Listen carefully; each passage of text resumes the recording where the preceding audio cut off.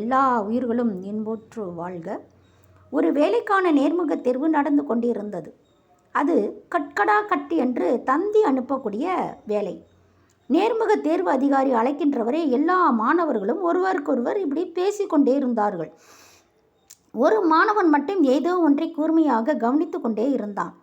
திடீரென்று எழுந்து அதிகாரியின் அறைக்குள் சென்று வேலைக்கான ஆர்டரை வாங்கி வந்தான். மற்ற இளைஞர்கள் எல்லோரும் அதிகாரியிடம் அவனுக்கு மட்டும் எவ்வாறு நீங்கள் வேலைக்கான ஆர்டரை கொடுக்கலாம் என்று கேட்டார்கள். அவர் சொன்னார், நாங்கள் ஒவ்வொருவரையும் கட்கடா கட் என்று தந்தியின் ஓசை மூலம் அழைத்தோம். நீங்கள் யாரும் கவனிக்கவில்லை. ஒருவர் மற்றொருவரோடு பேசிக்கொண்டு இருந்தீர்கள். அந்த இளைஞன் மட்டும் கவனித்தான், வேலையை வாங்கி சென்றான் என்று அந்த அதிகாரி கூறினார்.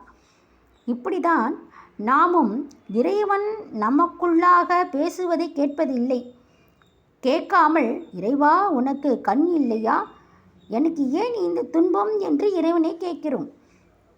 உண்மையில் உனக்கு எதிரி உண்டு எனில் உன் உள்ளத்தில் எழும் ஒழுங்கற்ற எண்ணமே என்று வேதாத்ரி மகர்ஷி அவர்கள் கூறுகிறார்கள். பிறரால் வந்த துன்பமானாலும் நாமே துன்பத்தை ஏற்படுத்தி கொண்டாலும் இரண்டும் அறிவின் குறைபாடே. எந்த செயலை செய்தாலும் சிந்தித்து விளைவறிந்து செய்ய வேண்டும். தவறான செயலை செய்யும்போது இறைவன் நமக்குள்ளாக இதை செய்யாதே என்று சொல்லிக்கொண்டே இருக்கிறான். ஆனால் நாம் அதை கேட்பதில்லை. உதாரணமாக, தெருவில் ஒரு பணப்பை கிடைக்கிறது. ஒருவன் அதை எடுத்து விடுகிறான். யாரும் அதை கவனிக்கவில்லை. சிறிது நேரம் கழித்து பணப்பையை தொலைத்தவர் அங்கு வந்து கேட்கிறார், இங்கே ஏதாவது பணப்பையை பார்த்தீர்களா என்று. அவன் எனக்கு தெரியவே தெரியாது என்று கூறுகிறான். ஆனால் உள் மனதில் இருக்கும் இறைவன் பொய் சொல்லாதே என்று எச்சரித்து கொண்டே இருந்தாலும் நாம் அதை கேட்பதில்லை. இதே போல்தான் இறைவன் ஒவ்வொரு பேச்சிலும் செயலிலும் நம்மை வழிநடத்தி சென்றாலும் நாம் அதை கவனிப்பதே இல்லை. துன்பத்திற்கு இதுவே மூல காரணமாகிறது. ஆகையால் கடந்து உள் சென்று கவனிப்போம், தியானம் செய்வோம்.